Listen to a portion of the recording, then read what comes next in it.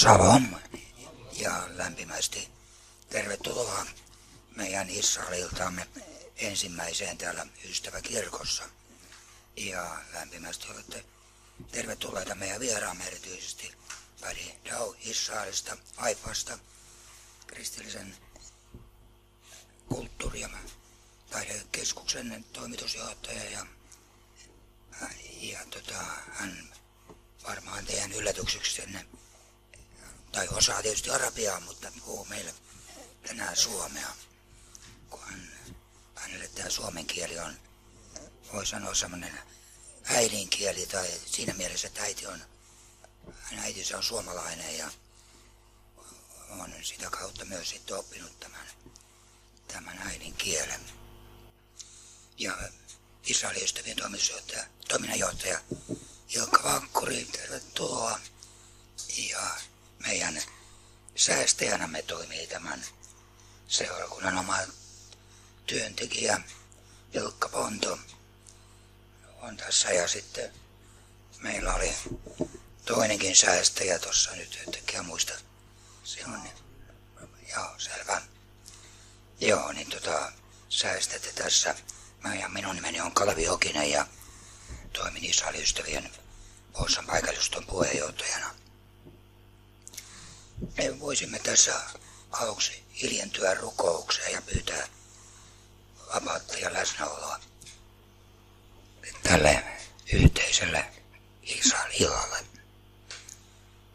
Herramme Jeesus Kristus, me ylistämme ja kiitämme sinua siitä, että olemme saaneet kokoontua tänne Puolan ystäväkirkkoon tähän yhteiseen Israel-iltaan.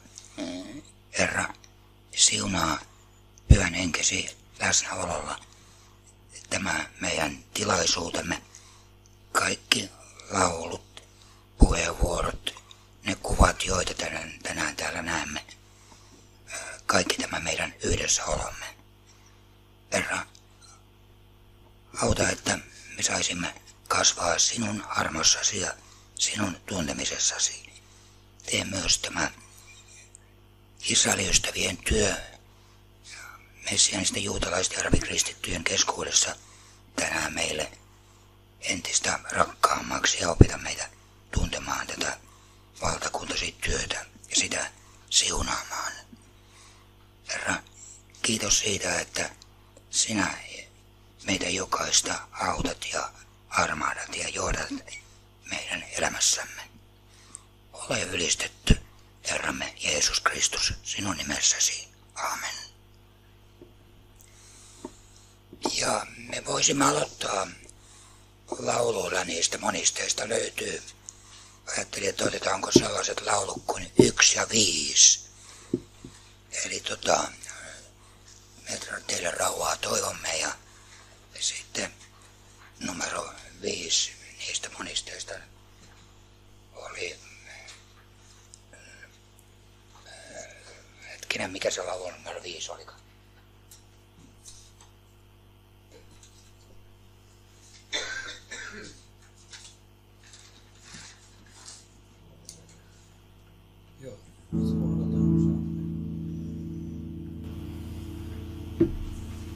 Eli sua odotan jo saavu Herra, numero 5. Eli 1 ja sen jälkeen 5.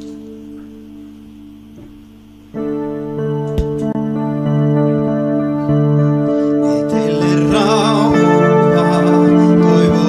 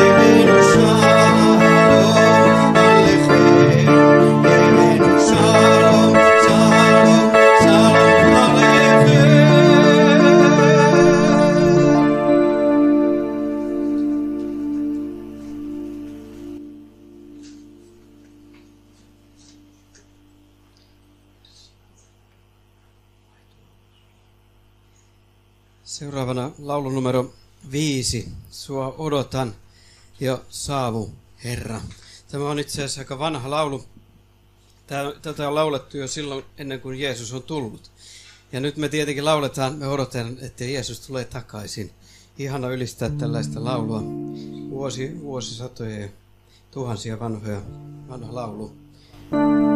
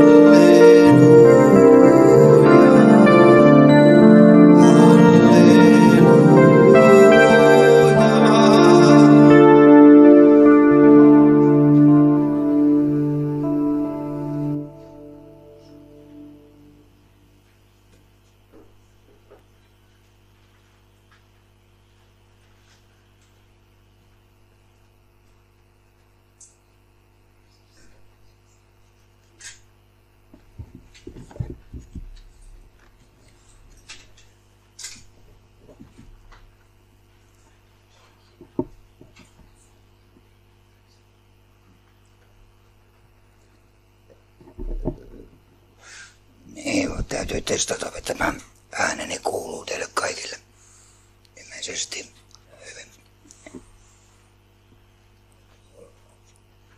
Olin vaimoni kanssa tuossa noin kuukausi sitten kansanlähetyspäivillä Ryttylässä Hausjärvellä. Ja siellä oli mukana Israelissa vuosia lähetystyössä ollut Eidi Toomala, joka puhui siitä, että Israel on tällä hetkellä poliittisesti sisäisessä myllerryksessä, niin kuin voisi oikeastaan vaan sanoa tämä meidän Suomen maakin. Sekä Israel on sitä paitsi myös länsimaisten tiedotusvälineiden hampaissa.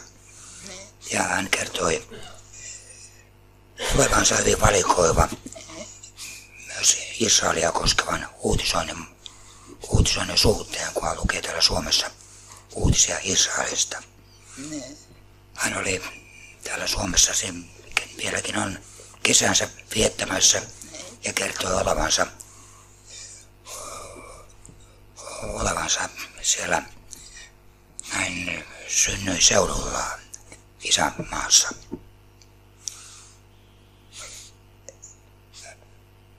Tästä uutisoinnista, kun hän lukisi Israelista, niin hän sanoi, että tässä uutisoinnissa on hyvin paljon yksipuolista ja joskus jopa valheellista tietoa.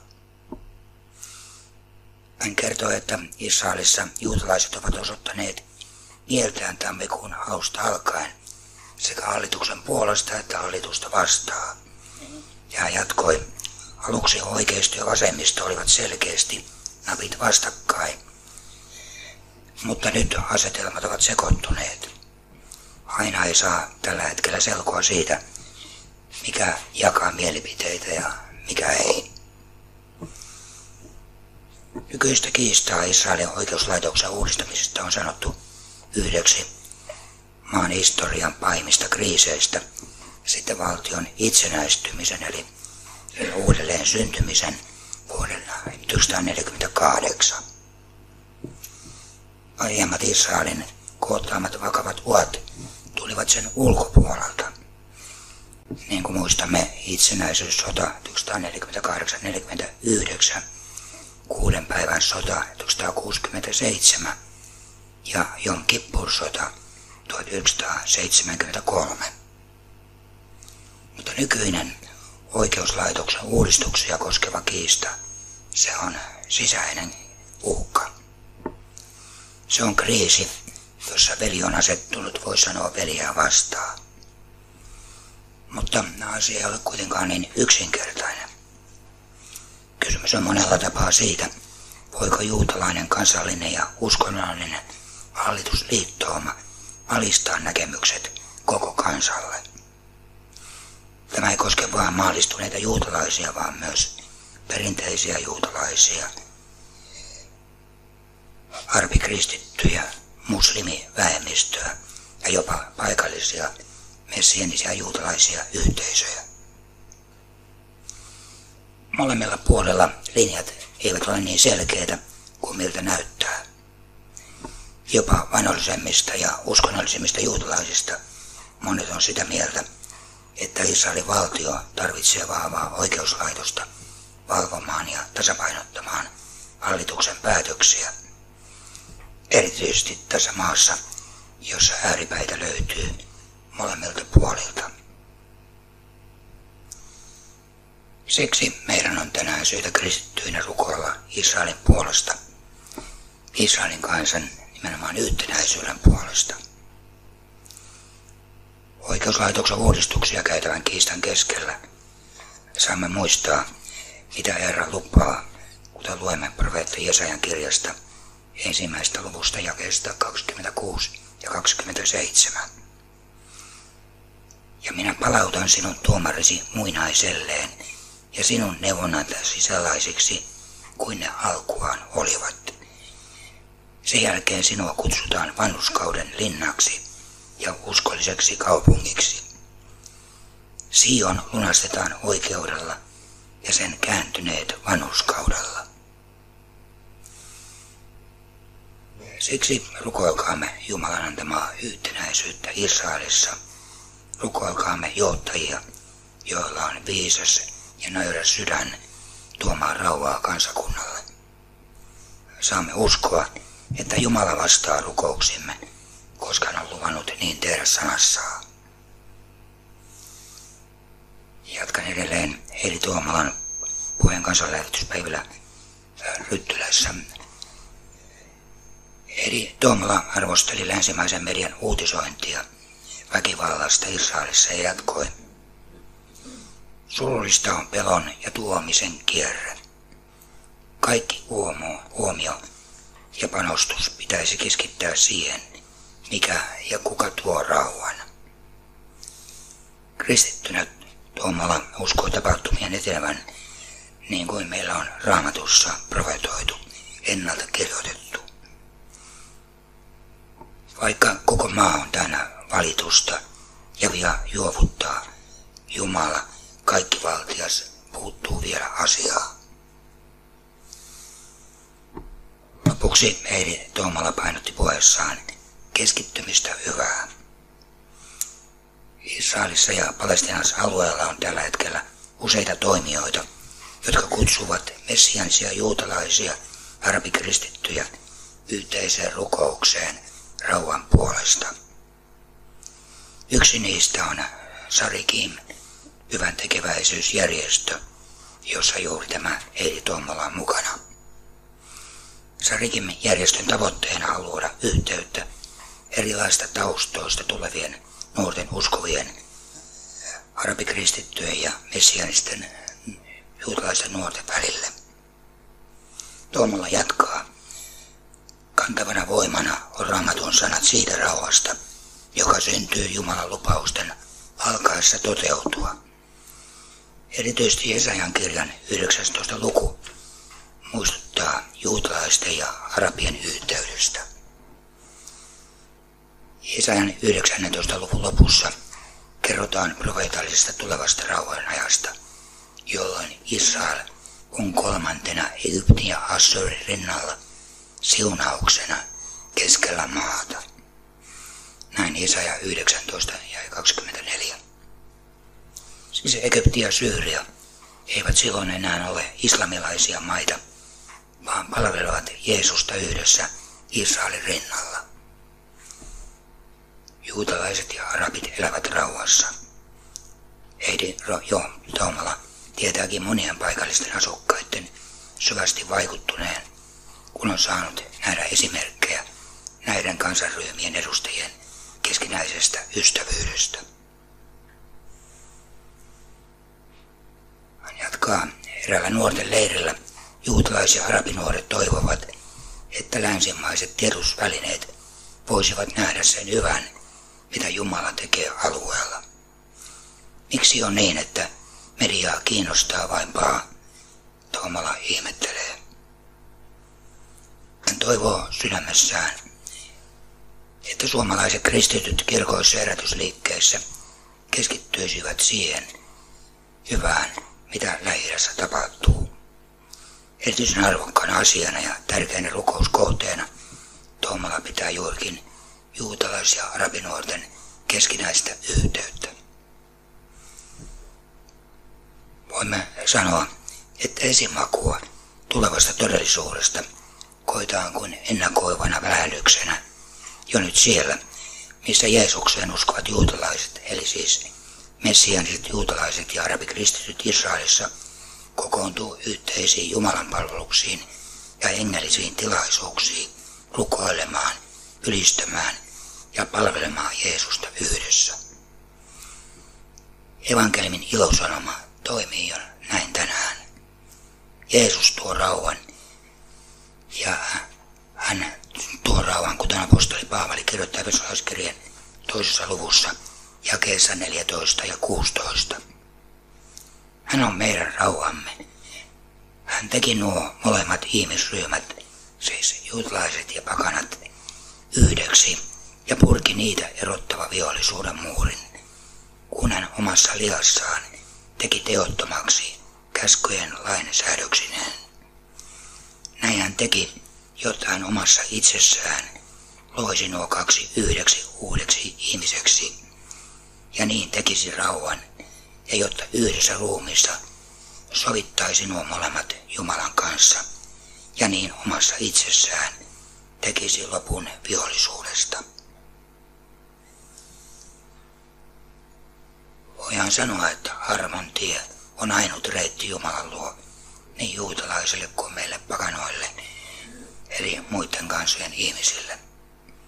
Jeesus Kristus yhdistää meidät, ja hän on ainut tie pelastukseen jokaiselle ihmiselle, juutalaisille, arabille kuin meille suomalaisillekin. Niin kuin apostolien tekojen 4. luvussa Pietari todisti aikanaan omalle kansalleen Jeesuksesta, sanoen, ei ole pelastusta kenessäkään toisessa, sillä ei ole taivaan alla ihmisille annettu muuta nimeä, jossa meidän tulisi pelastua. Amen. Voisimme jatkaa yhteisellä rukouksella laululla 17 ja otetaan sitten vielä laulu 20.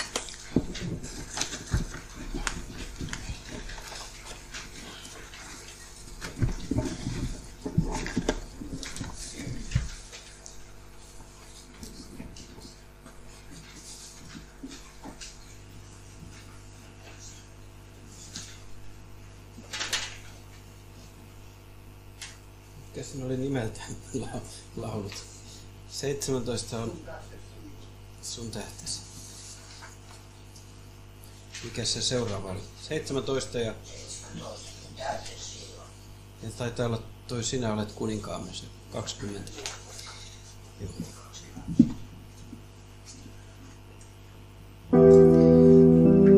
Lauletaan tämä ensin hebreaksi ja sen jälkeen suomeksi ja vielä hebreaksi tämä Lemon Zion.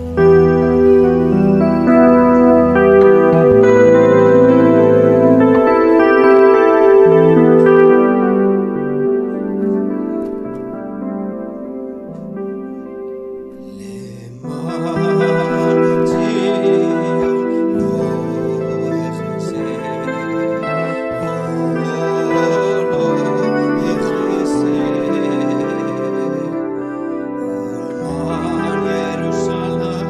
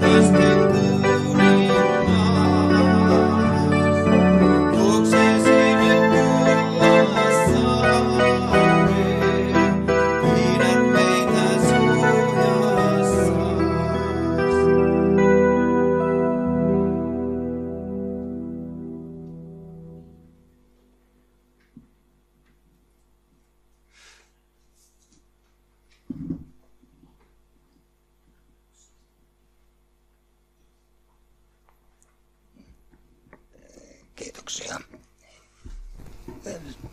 Tämän jälkeen annamme puheenvuoron meidän vieraillemme. Aloittaako Ilkka vai Fadi? Voitte sopia keskenään, kun aloittaa. Ja samalla tässä ennen teidän aloitusta laitan kiertämään tällaisen listan, jossa jos haluatte tilata itsellenne Salom-lehden, jossa tiedotetaan tästä meidän Israelin ystävien toiminnasta, niin siihen on mahdollisuus tämän listan kautta laittamalla nimiä osoitettaan listaan. Tai sitten myös tietysti liittyä Israelin ystävien jäseneksi. Voi tähän listaan merkitä nimensä ja osoitteensa. Tämä jäsenmaksu meillä Israelin ystävillä on 48 € ensimmäiselle jäseneltä ja toiselta perheenjäseneltä 19 €. Eli voitte merkitä nimen ja osoitteen tähän ja sähköpostiosoitteen tähän listaan, jos haluatte liittyä jäseniksi tai tilata Salom-lehden.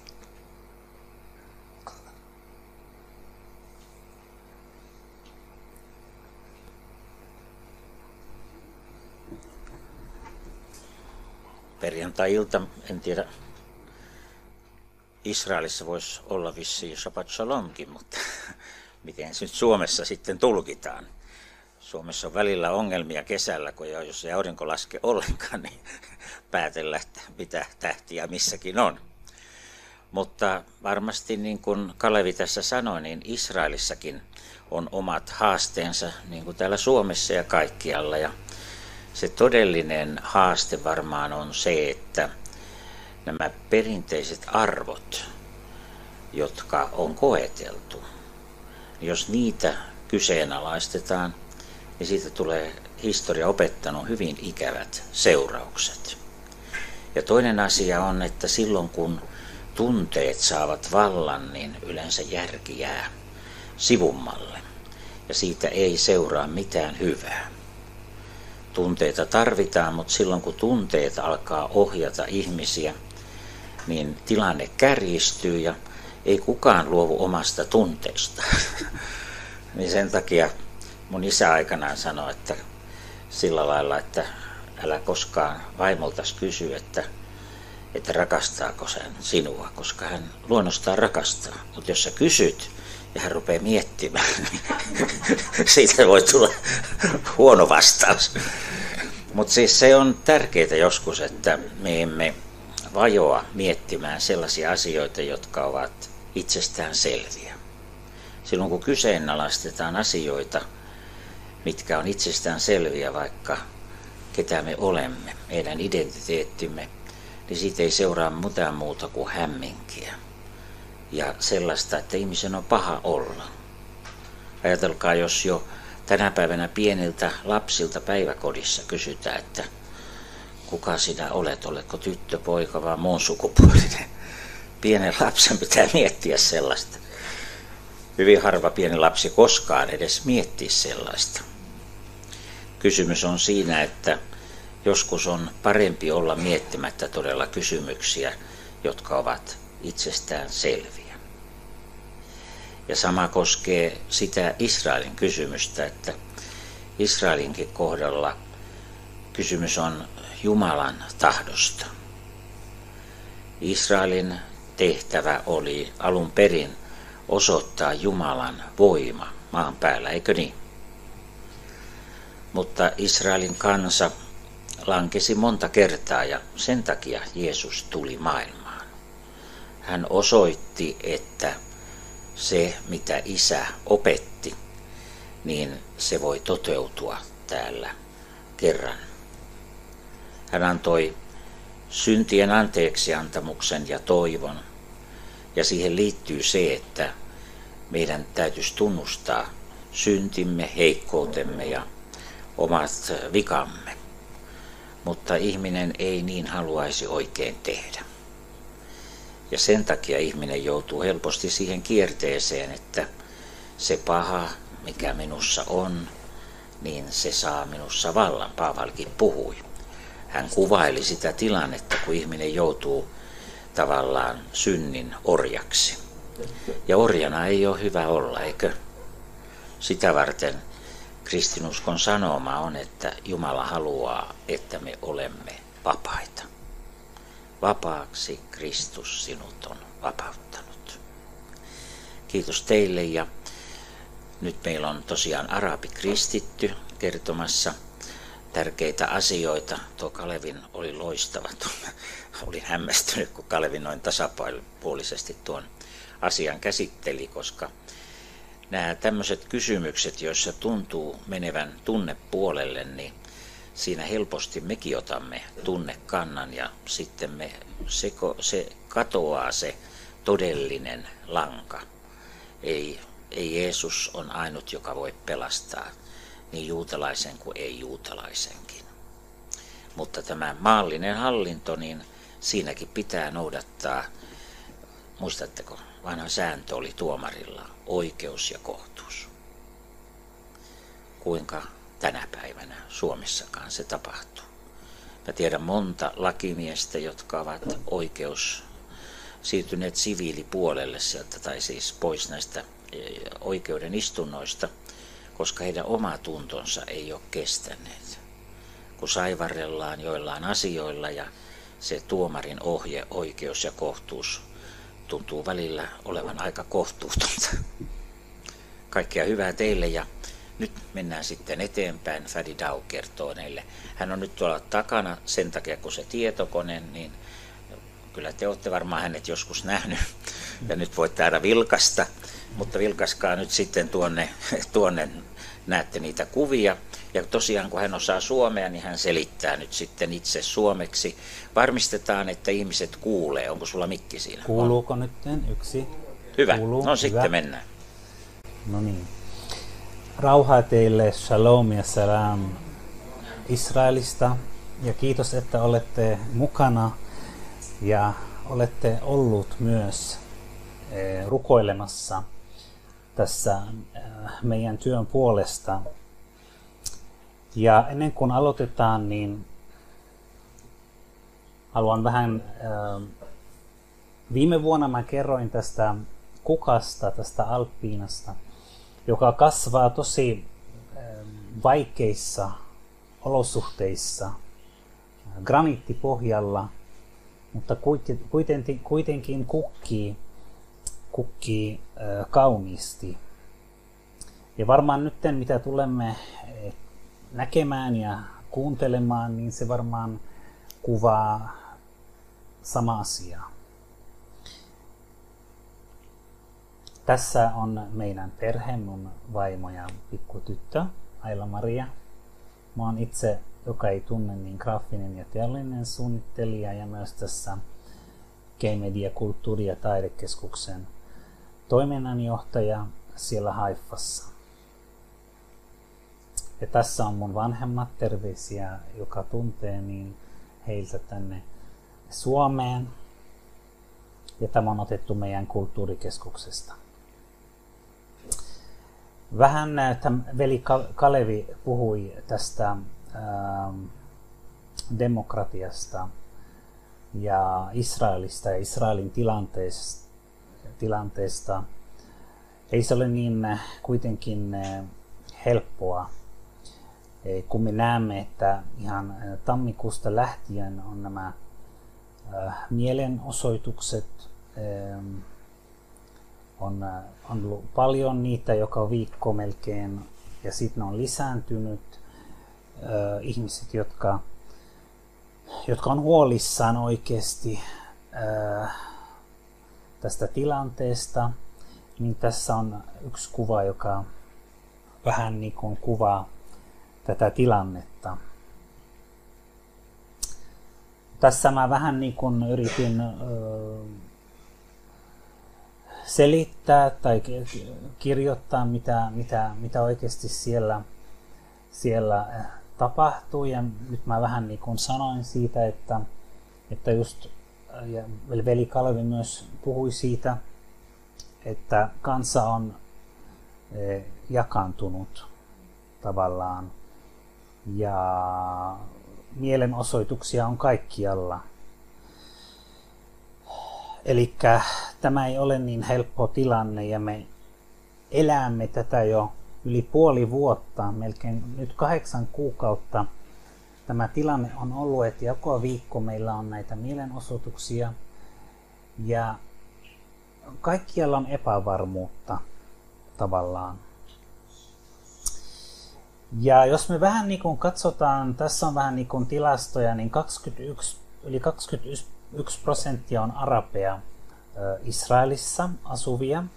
Ja sitten jos me otetaan nämä arabit, niin oikealla puolella kuvassa niin näemme, että kristittyjä arabeja on tosi vähän, eli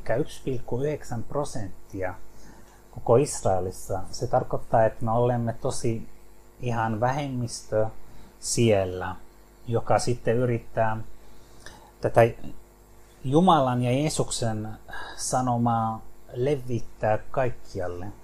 Ja mä tosi ihastuin, kun mä tulin tänne teille, niin mä näin tämän taulun, joka on täällä seinällä.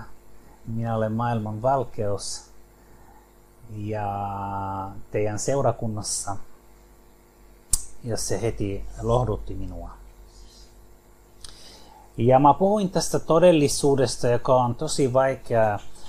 Te varmaan olette myös uutisissa nähneet ja kuulleet tästä tapauksesta, että nämä myös kirkot ja Haifassa nämä Breslev Hasidim alkoi vierailla Stella Marisissa, joka on arabikristittyjen siellä kirkko. Ja heitä on nähty myös sisällä. Ja he väittää, että siellä on tämä Eliaksen hautapaikka. Ja noin 300 ihmistä protestoi tätä vastaan. Eli kristityt siellä Haifassa, kaikki tuli mukaan ja oli siellä suojelemassa tätä kirkkoa. Ja näitä hyökkäyksiä on nyt lisääntynyt. Eli jos viime vuonna mä olin täällä ja mä kerroin Haifan tilanteesta, niin tätä ei ollenkaan nähty. Ja te huomaatte, että kun äärioikeisto on hallinnassa, niin varmaan nämä ultrajuutalaiset, niin sitten heillä on enemmän se vapaus tehdä mitä vaan. Ja tässä on vaikka nämä hautausmaat, niin kristittyjen hautausmaita mennään ja rikotaan. Ja myös messiaaniset juutalaiset, niin he kans kokevat uhkaa. Eli tilanne on sekä arabikristityille paha ja myös messiaanisille juutalaisille. Mutta vähän haluan kertoa Israelin arabikansalaisista. Varmaan nyt on hyvä mahdollisuus kuulla ja nähdä vähän kuvia, että mitä siellä oikeasti ja kuka siellä elää niin Israelin puolella. Sanotaan, että kun me puhutaan arabikansalaisista, niin yli 21% niin me olemme väestöstä ja me olemme edelleen maan suurin vähemmistöryhmä. Ja siellä asui noin 1,2 miljoonaa arabia ennen kuin Israel perustettiin, ennen vuosi 1948. Ja yli 700 000 heistä karkotettiin tai lähti maasta pakoon. Ja vaan noin 150 000 jäi uuteen valtioon. Myös mun mummo kertoi, että hänet karkotettiin Lebanoniin ja hänen perhe lähti pakoon, mutta sitten viimeisessä hetkessä hän palasi ja sitten palasi maahan ja silloin sai myös Israelin kansalaisuuden. Ja me puhutaan, kun me sanotaan arabeista, niin siellä on nämä muslimit, kristityt ja druusit, jolla on yhteinen historia myös ja kulttuuri länsirannalla, Gazassa ja Itä-Jerusalemissa ja myös arabimaissa, eli Jordaniassa löytyy Lebanonissa ja Syyriassa. Esimerkiksi mun mummon sisarukset, niin osa jäi Lebanoniin ja ne on nyt lebanolaisia ja osa on Syyriassa. Eli huomaatte, että silloin kun ne lähti pakoon, ne ei pystynyt tulla takaisin. No arabit asuvat, tässä kartassa näkyy melkein joka paikassa, mutta iso osa on Galileassa, Pohjois-Israelissa ja myös siellä Jerusalemin alueella ja Negevin alueella. Nämä oranssit on siellä, näyttää missä arabit asuu. Ja nykyään lähes kaikissa arabikaupungissa on alhaisempi elintaso kuin niissä, jotka ovat pääasiassa juutalaisia kaupunkeja. Ja tasa-arvoa ei ole nimenomaisesti kirjattu Israelin perustuslakeihin. 10 lait syrjivät epäsuorasti tai suoraan arabeja. Esimerkiksi tämä paluulaki antaa kaikille juutalaisille sekä heidän lapsille ja lastenlapsille oikeuden muuttaa Israelin ja saada automaattisesti kansalaisuuden. Mutta ei-juutalaisilla ei ole niitä oikeuksia. Eli jos sä oot ei-juutalainen, niin sä et saa niitä. Toinen suuri ero on, että arabin kansalaisten ei tarvitse palvella Israelin puolustusvoimissa. Ja myös on huonosti rahoitetut koulut omilla paikkakunnilla. Suorauksena on, että on pahempi tilanne arabeille. Ja yli puolta maan arabeista pidettiin köyhinä verrattuna juutalaisperheisiin. Joo, Tämä oli viime vuonna tämä kuva, ja mä selitin siitä, että arabin kieli ei ole enää virallinen kieli Israelissa, kun se poistettiin vuonna 2018. Ja tämä on myös, että nämä kyltit yritetään muuttaa juutalaisnimelle, eli kaikki mitä kuuluu niin kuin arabeille ei enää mainita, vaikka on nimi, niin muutetaan se juutalaisnimiksi, että sitten poistetaan kaikki mitä kuuluu arabeille. Tässä on minä olen tässä oikealla, niin mä valmistuin tässä Bezalel Akatemiasta Jerusalemista. Nyt tänä vuonna oli loppujuhla siellä Jerusalemissa ja mä pohdin tätä asiaa mun tutkinnossa, niin mä pohdin tätä identiteettiä ja miten ajatukset ja arvot ja kokemukset voi vaikuttaa ihmiseen ja myös nämä identiteettipiirit. Mä pohdin, että miten henkilökohtainen ja perhepiiri on semmoinen turvallinen piiri tälle arabilapselle.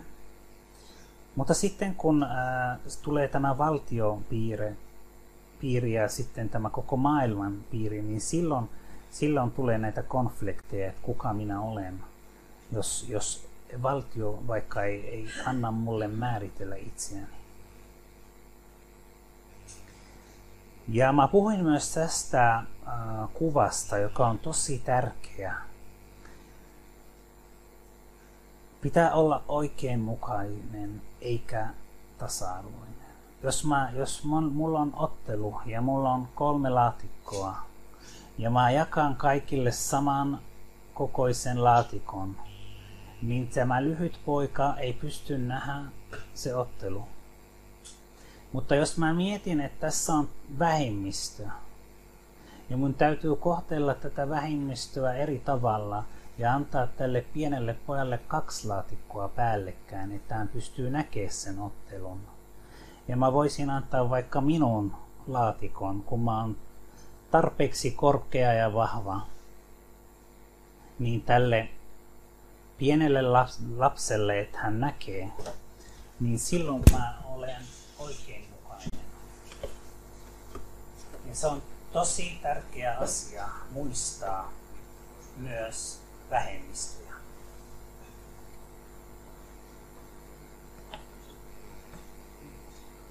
Tässä. Okei.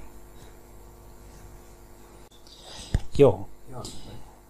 Elikkä tässä mun tutkimuksessa niin oli myös arabeja, nuoria ja 3 asiantuntijaa ja myös nuorten vanhempia. Ja oikeasti he kertoivat, että arabi kansalaiset, teini-ikäiset ovat jatkuvasti hajallaan ja konfliktista. Ja mä sanoin, että he elävät jatkuvasti ristiriidassa ja epävarmuudessa.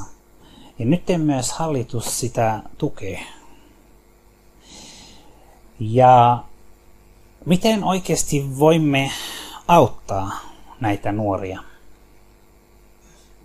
Ja miten voimme vahvistaa arabinuorten identiteettiä ja lisätä tätä turvallisuuden tunnetta, vaikka kalligrafian avulla. Kun me ollaan erikoistuneet tähän arabikalligrafiaan, joka on esillä täällä takana, ja kalligrafiahan on tunnettu ja katsotaan myös edistävän rauhallisuutta ja tasapainoa, ja monet pitävät sitä myös niin kuin terapeutti-työkaluna. Niin miksi sitä ei voisi käyttää, auttaa just näitä lapsia ja nuoria? Ja mä tutkin sitä, että sillä on tosi vahva potentiaali tulla taiteeksi, joka edustaa myös arabien identiteettiä. Nyt mä en halua vähän pitkittää tästä, mutta mä haluan vaan näyttää teille tämä kristillinen kalligrafia. Eli nämä on mun isän tekemiä töitä. Ja tässä on niinku jakeita Raamatusta otettu. Ja sitten mietittiin, miten nämä tekstit voi auttaa näitä nuoria. Tämä on kuva minun projektista. Niin lopputulos oli niin, että me painattiin nämä tekstit kankaan päälle ja sitten nuoret puki nämä vaatteet. Tämä on esimerkiksi Minä olen maailman valo, Johannes 8.12. Tässä lukee tässä paidassa. Tai sitten tämä tyttö pukee semmoinen teksti, joka on sananlaskuista otettu. Ja tässä he ovat. Nämä on kaikki kuvia tästä mun projektista. Ja myös kun tämä Israelin ystävien konferenssi on tulossa ja tämä on ylitse kaikkien rajojen tämä otsikko, niin me uskomme oikeasti, että toivoa on vielä. Ja täytyy se rauha saada Israeliin, mutta miten se oikeasti saadaan? Joka ei tiedä meidän järjestöstä, ei ole kuullut meidän järjestöstä, niin Kemedia on kulttuurikeskus, joka toimii Haifassa ja myös Pohjois-Israelissa ja lähiympäristössä. Ja meidän tavoite on levittää Jumalan sanaa taiteen avulla, koska me huomaamme, että se on tosi vaikeaa ja nyt se on vaikeintunut, että miten me voimme oikeasti lähestyä näitä ihmisiä, vaikka arabeja tai muslimeja tai sitten juutalaisia, ja kertoa heille oikeasti Jumalan sanaa. Monet ei hyväksy ja ei halua edes tulla kuuntelemaan kirkkoon tai seurakuntaan. Ja siksi meidän tehtävä on kutsua heitä eri tilaisuuksiin ja sitten järjestää heille tapahtumia,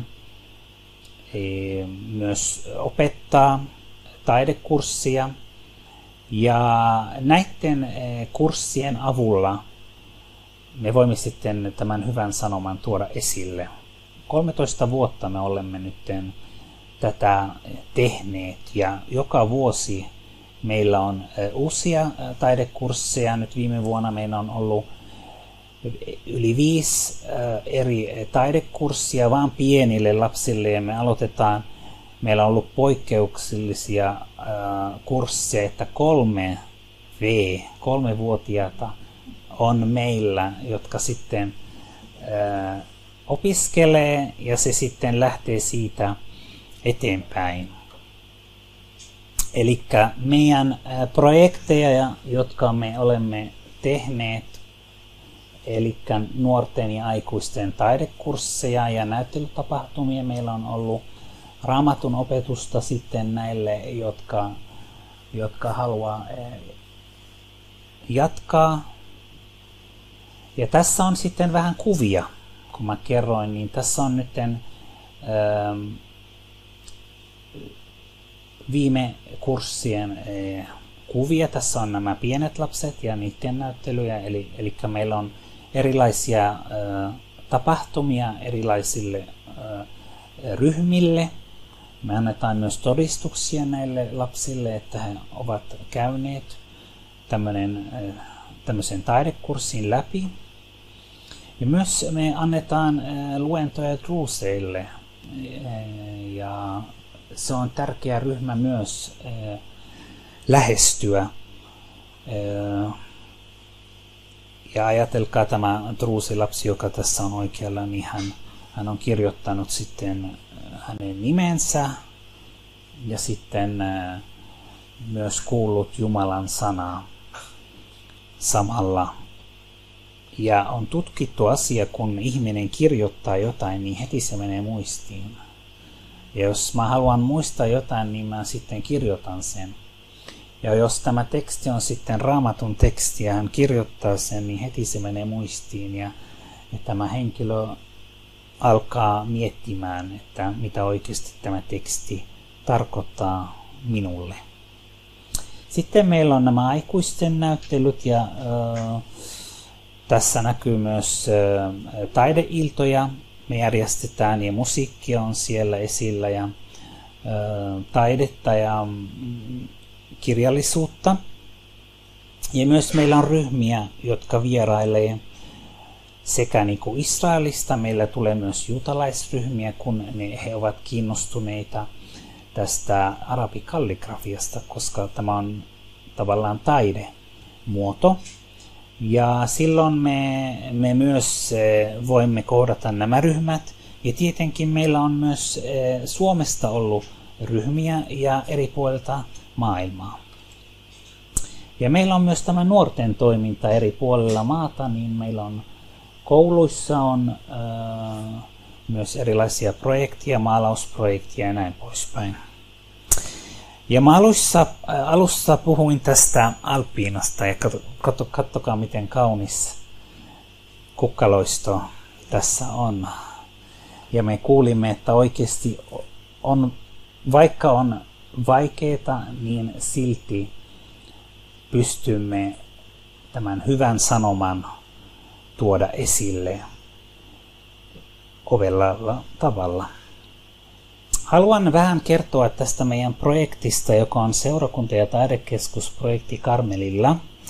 Ja se on tämmöinen erikoinen ja mielenkiintoinen projekti. Ja mä toivon, että oikeasti rukoilette tämän projektin puolesta. 5 vuotta sitten aloimme pitää esillä kirkon ja taidekeskuksen rakentamisen mahdollisuutta Karmelvuorella Isfiekylään. Tässä on se tontti. Siellä on aktiivinen seurakunta, Armo ja Totuus-seurakunta, joka on ollut siellä jo yli 10 vuotta. Ja kesä 2018 tämä kirkkoprojekti sai uuden käänteen. Ja yhtäkkiä me huomattiin, että tontille saapui kaivinkone, joka alkoi raivata tonttia, puustoa ja tehdä siellä näitä taiderakennuksen ja seurakunnan kaikki nämä pohjatöitä. Ja tämä tapahtuma tuntui ihmeeltä, koska kaivurimies ei ollut saapunut aiemmin paikalle pyynnöstä huolimatta. Mutta silloin tämä alkoi, tämä projekti.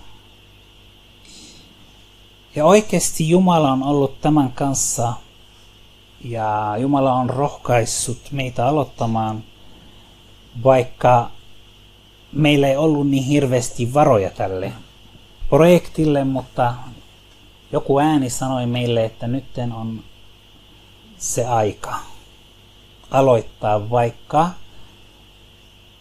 meillä ei ole niin hirveästi varoja, mutta Jumala sanoi, että minä kyllä nyt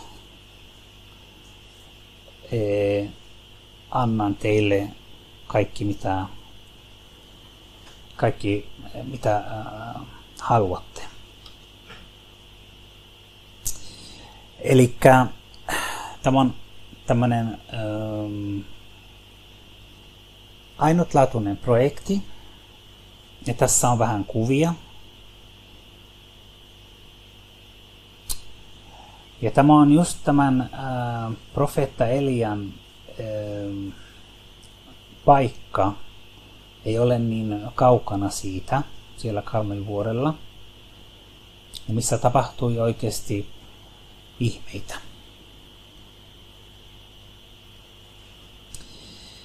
Ja tässä on kuva tästä seurakunnasta ja taidegalleriasta, joka on nyt tässä vaiheessa. Eli me saatiin kaikki perustukset ja seinät ja kaikki nämä asiat kuntoon. Ja tässä on meillä tämä rakennuspohjan suunnitelma. Sinne tulee sekä näyttely ja opetustilat ja kokoussali ja huoneita, lastenhuone ja kirjasto ja kahvitteluhuone. Ja myös avattiin tie tälle keskukselle, eli pitäisi vaan jatkaa.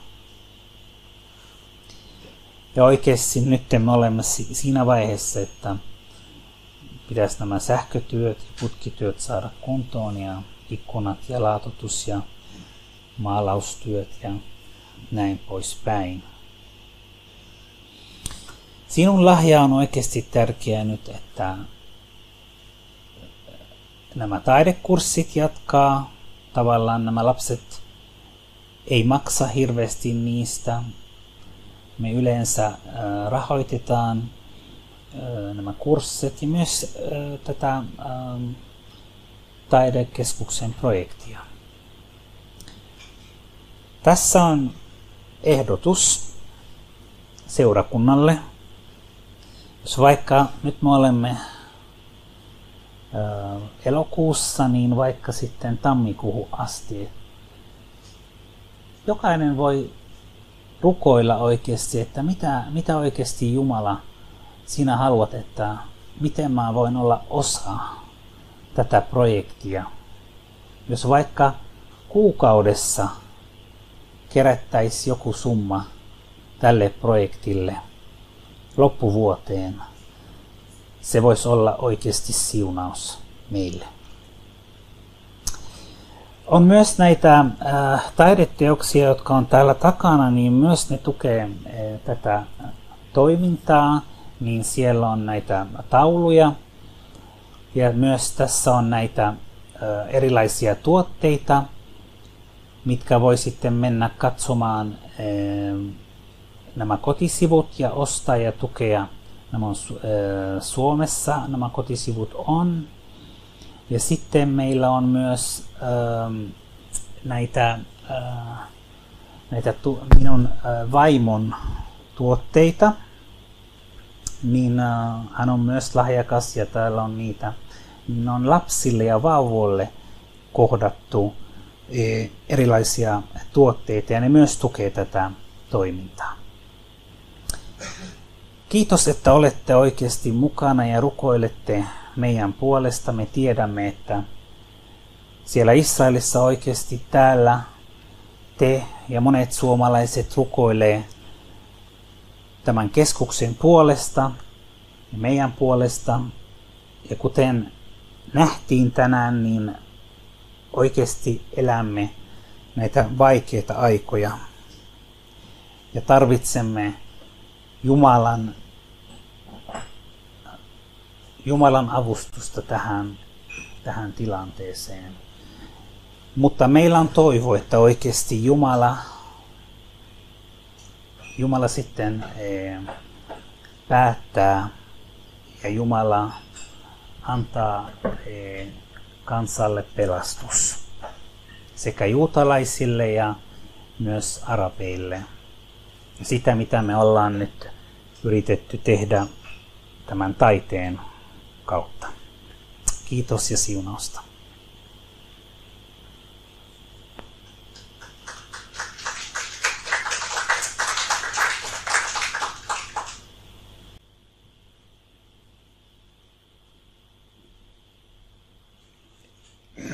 Kiitoksia, Väli. Tuossa tuli mieleen, että tämä Väli Dau on sinun nimesi, niin sillä on jo syvä sanoma meille kristityille. tarkoittaa yhtä kuin vapautta ja valo. Tämä välin nimi. Me laulamme seuraavaksi numero 61 ja keräämme kolehdin täällä Seurakuntataidekeskuksen työllä siellä Median keskuksessa. Ja sitten siunaamme sen keräämämme kolehdin sen jälkeen. Mutta ensin siis 61.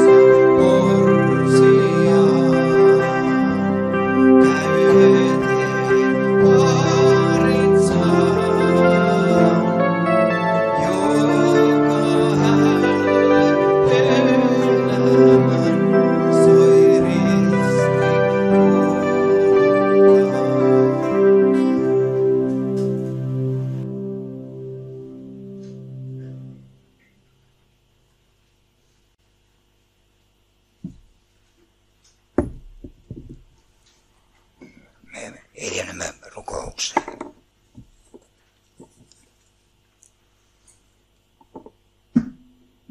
Herramme Jeesus Kristus, me ylistämme ja kiitämme sinua kaikista siitä hyvästä, mitä meille armossasi olet antanut ja jaat.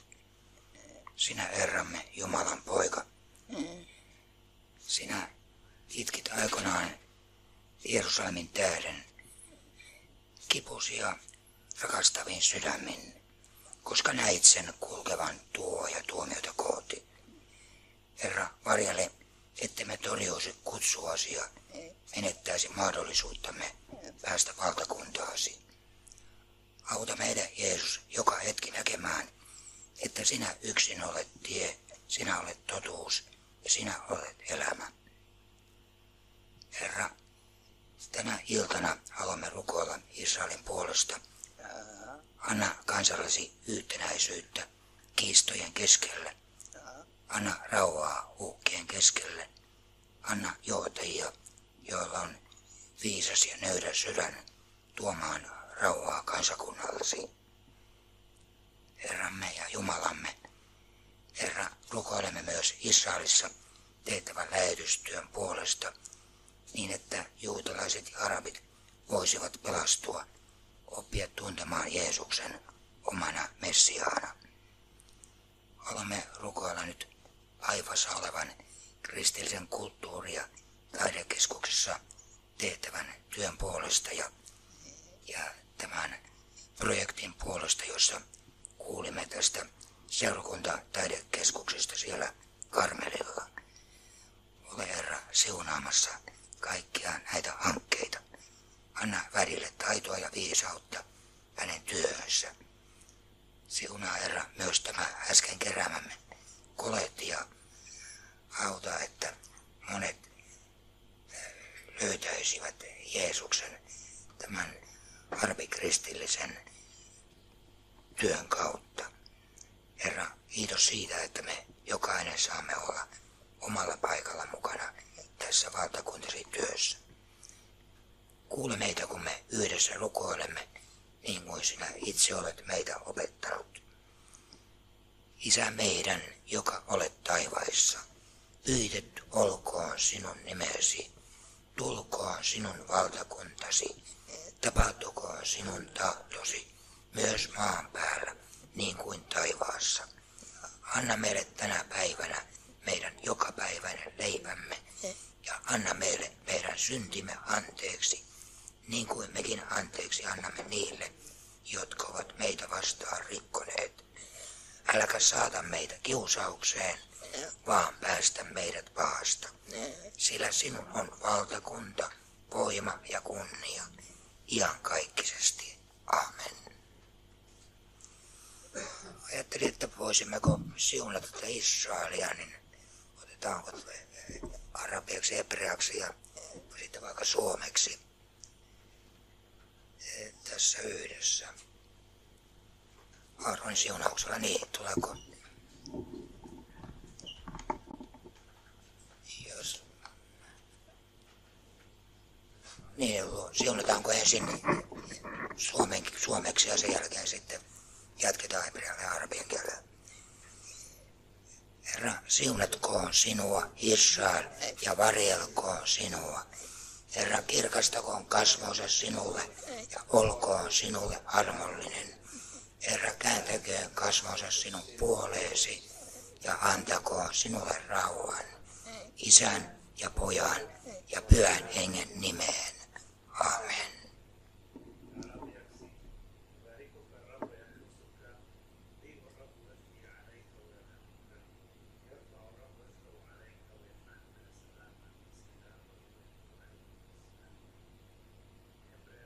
Hebreaksi.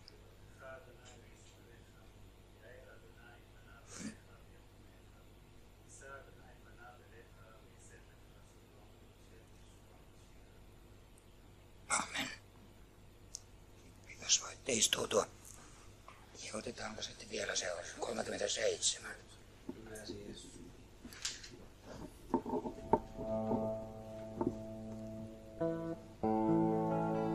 37.